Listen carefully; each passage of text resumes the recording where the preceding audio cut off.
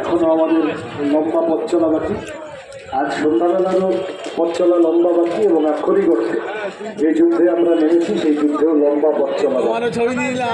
আমাদের কথা কেবল এইটুকুই মানুষের কাছে যে আমরা এই নির্বাচনটা রুজি রুটির লড়াই সামনে রেখে করতে চাইছি।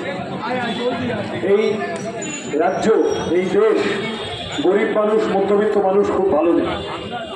এলআইসি ব্যাংক বিক্রি হয়ে যাচ্ছে, বেকারত্ব চরমে, যারা কাজ করছেন তাদেরও কাজের কোনো নিশ্চয়তা নেই, তাদের কাজের কোনো সিকিউরিটি নেই, ইনসেন্টিভ প্রার্থী পাবেন এমন কোনো গ্যারান্টি নেই, লাগাম ছাড়া ছাঁটাই ইচ্ছে মতো আছে, কন্ট্রাকচুয়াল কাজের বিপদ হাজারো, সরকার দেখার কেউ নেই।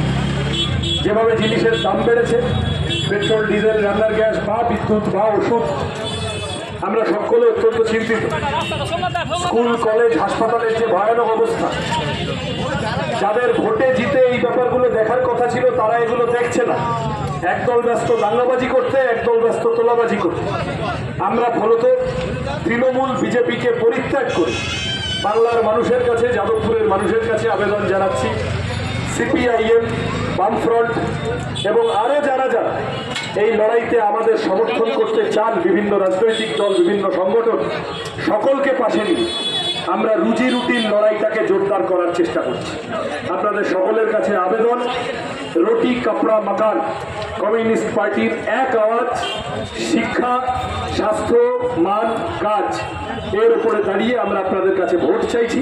যদি মনে করেন এই কথাগুলি উচ্চারিত হওয়া প্রয়োজন বেশি বেশি করে রাজনীতির আঙিনায়, আমাদের ভোট দিন, আমাদের পার্টিকে শক্তিশালী করুন। আমি প্রার্থী হিসেবে আপনাদের জন্য কাজ করার অঙ্গীকারবদ্ধ। আপনাদের সকলকে নমস্কার জানিয়ে আমার কথা শেষ করছি। এখন আমরা 28 ওয়ার্ড রওনা দেব। ভোট দিন বাঁচতে, তারা হাতুড়ি কাটতে।